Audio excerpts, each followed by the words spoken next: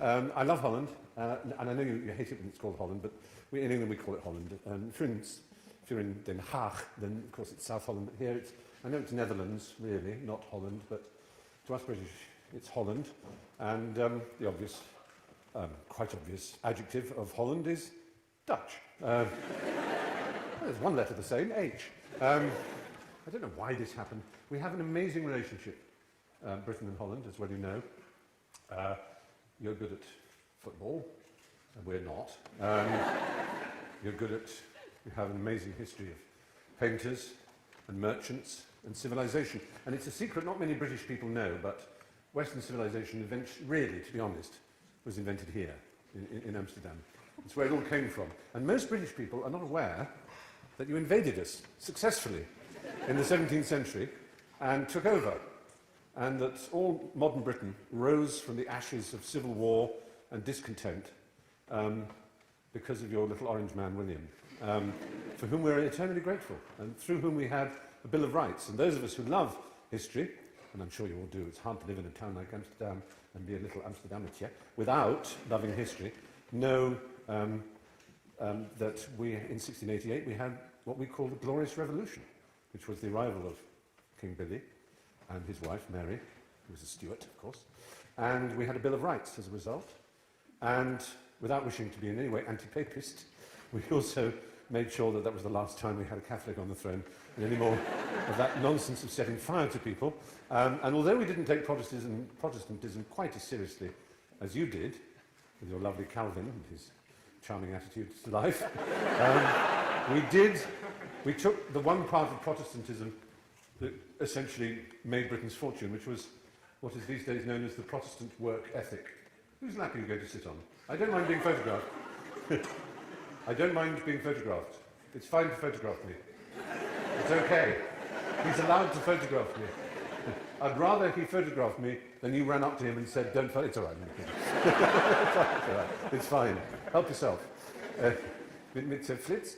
Mit flits? Yeah, good. Goed. Yeah. Echt mooi. Yes, I don't know, I'm not here to give you a history lecture, you know all this, but it just, every time I come to Amsterdam, it does give me pleasure to remember just how united our countries are and how much we have in common in terms of, we're both, you know, Napoleon wanted to insult Britain during the Napoleonic Wars, and he called us a nation of shopkeepers, and he thought that was an insult. But you as Dutch people will know that all he was saying is that we're a great commercial nation. And that's what the Dutch are, you're a great commercial nation. And a lot of British people think, oh, Holland, it's amazing, it's so tolerant and open and free, and there's such diversity and acceptance.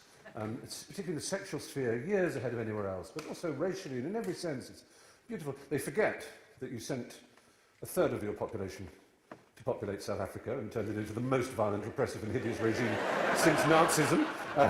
So not everything Dutch is necessarily wonderful, but you got rid of them, that's the great thing, you got rid of them. And all the ones who stayed behind seem very charming. But I tell them, and I may be wrong, you can put me right here, I also say, yes, they've legalized prostitution, but that's not because they're open and free, it's so that prostitutes pay tax. And that's the good reason, you're a good commercial nation. And it's an honour always to be in Amsterdam, apart from anything else. It's such a beautiful city, it is so beautiful. Every time I see it, my mouth drops open because I forget how lovely it is. And again, it's lovely for tax reasons, isn't it? Because there was a tax on the width of houses, and so you have these beautiful houses. And there's just every angle of every gracht, every angle of every bridge, is like a famous jigsaw puzzle. You think, oh yes, I'm sure I did a jigsaw puzzle once of that. It just looks so perfect. And it's a very amazing place to live. And even though I'm in this church, I don't know which religion, I mean obviously Christianity, but which sect of Christianity is represented. It's certainly not Catholic, I can tell you that. It's quite plain and simple. It's a simple Protestant church. I would try and moderate my language, despite having said Lund and Kut. Oh, I've said them again! I can say anything. I see there, that's very kind. Dank u wel. Look at those sweets they've given me, that's very pleasing. My tummy, I don't need any more. So I'm here, as you may or may not know, in theory, to publicise a book on behalf of Penguin, who published me in this country, and I was anxious to leap at the opportunity of having a few days here in the Netherlands. And as you may or may not know, the book that is piled up here for your pleasure, boxes and boxes behind, so every single one of you can have at least 7 copies, is an autobiography. It's the second volume of my autobiography. The first volume I wrote some years ago, in fact, and was about my childhood. I had a very peculiar childhood. Well, peculiar now, it seems strange, though when I was young it seemed normal. I was sent away at the age of 7 to a boarding school, 200 miles from the home in the country where I grew up. And if that seems very cruel and peculiar, and Harry Potter, it's because it was very cruel and peculiar in Harry Potter, but that's the way children were educated, certainly of, I suppose, of a certain type of family. My father had been at a private school when he was tiny, and my mother, when she was 4, my mother went away to a boarding school. It was just normal. We considered it the usual thing. The only thing that was unusual was that I kept getting expelled, or kept getting thrown out of schools. I was always being, for some reason or another, I was always being thrown out. Thieving, lying, cheating, being wicked, running away, all the things that children can do, I did. I suppose if I'd been born 30 years later, I would have been told I had attention deficit disorder. Instead, I had, unfortunately, what they called in those days, being an irritating dick disorder. So the medicine for that was strokes of the cane, and I was regularly beaten. Of course, it did me no harm at all. I'm completely normal. But I grew up, therefore, always being an outsider and a rebel. Although I didn't seem very rebellious, I didn't grow my hair. I didn't inherit my rebellion like all my school friends did from the United States of America. It was traditional in the late 1960s and early 70s, when I was a teenager, to borrow the language of rebellion from America, as it is today, as kids will, in terms of their clothes and the hairstyle. But for some reason, and I can't understand it, I borrowed my style of rebellion from late 19th century decadent literature. So instead of Mick Jagger being my hero was Oscar Wilde. And people go, oh, it's very kind, thank you. He's a great man. And you will be aware, perhaps, and if you are not, I hope you are very proud, that, of course, his name, Wilde, is a Dutch name. And his father's family was Dutch.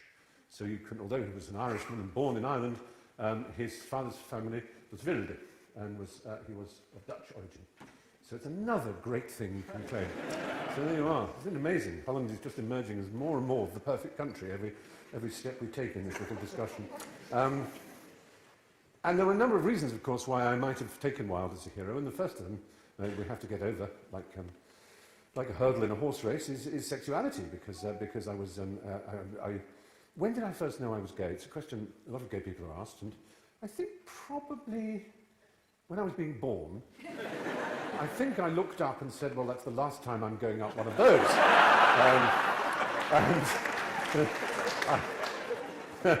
So that was pretty settled. Certainly when I came out to my mother, I remember being faintly disappointed at how little shocked she was. And you know, if you're going to do the big thing and tell your mother that you're gay, you expect her to faint or fall over or clutch her pearl necklace or do something that shows that she's deeply upset or distressed, or indeed to hug you and say, oh, my darling, or something.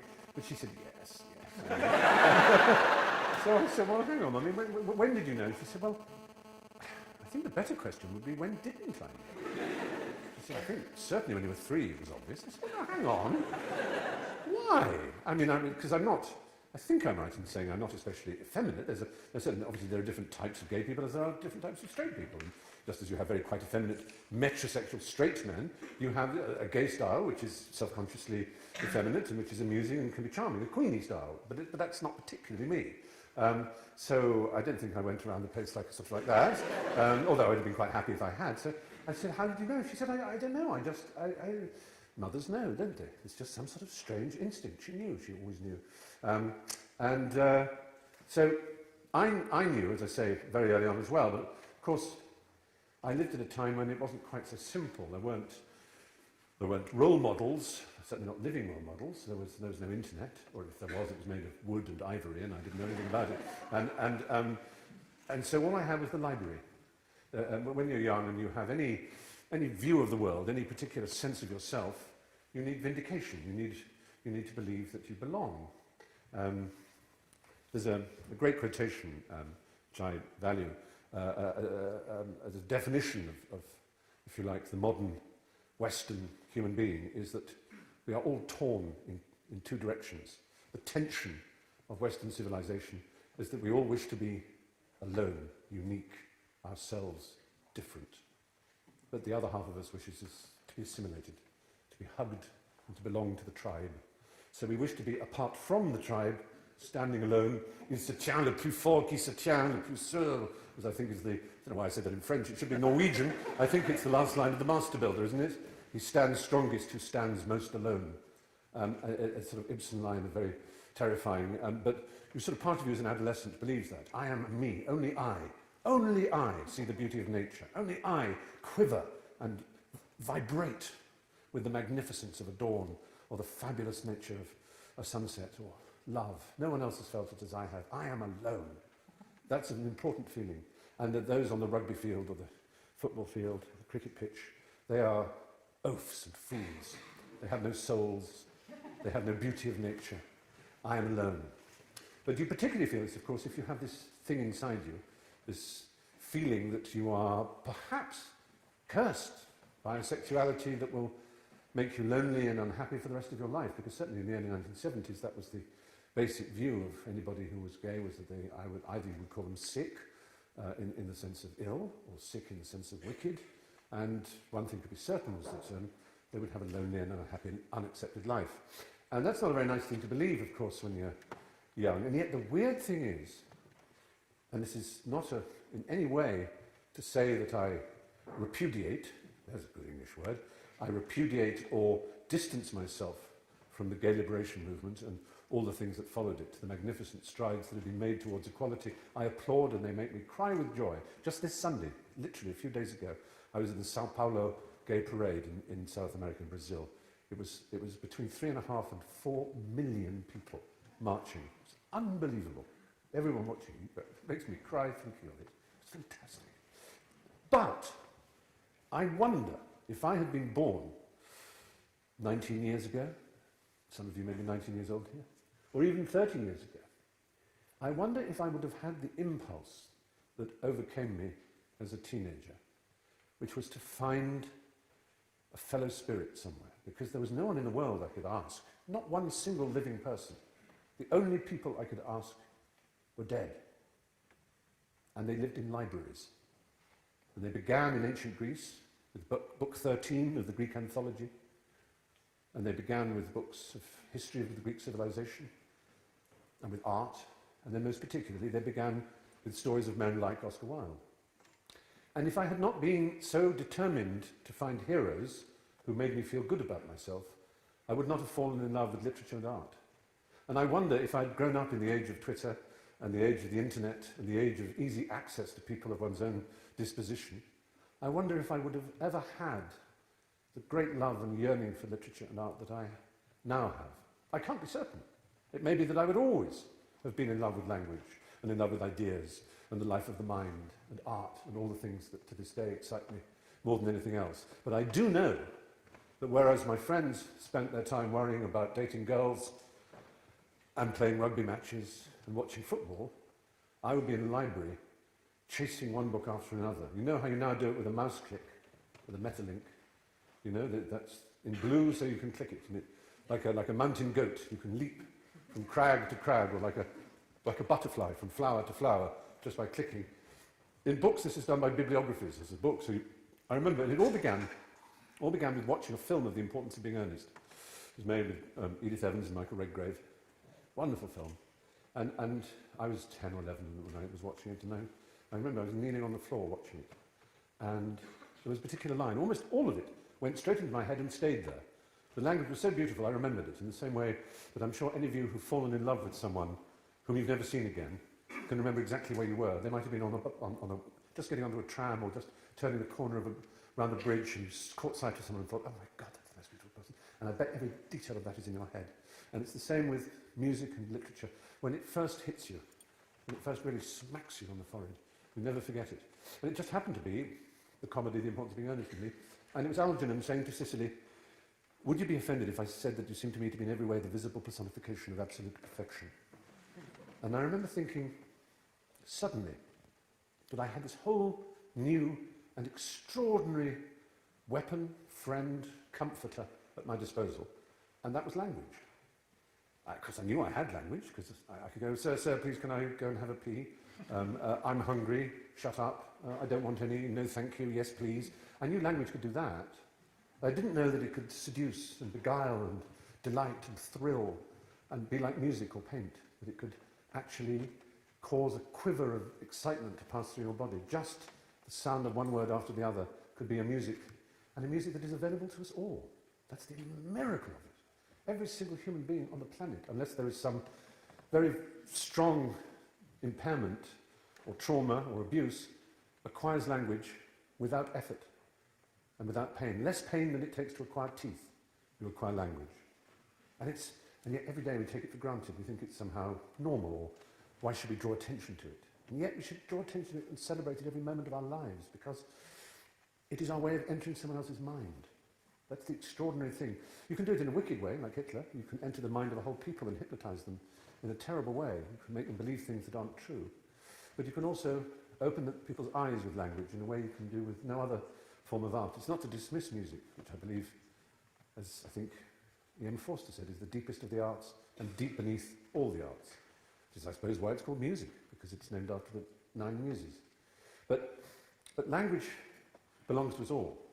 Not everybody can do music. We might all love music. I can't dance, I can't sing.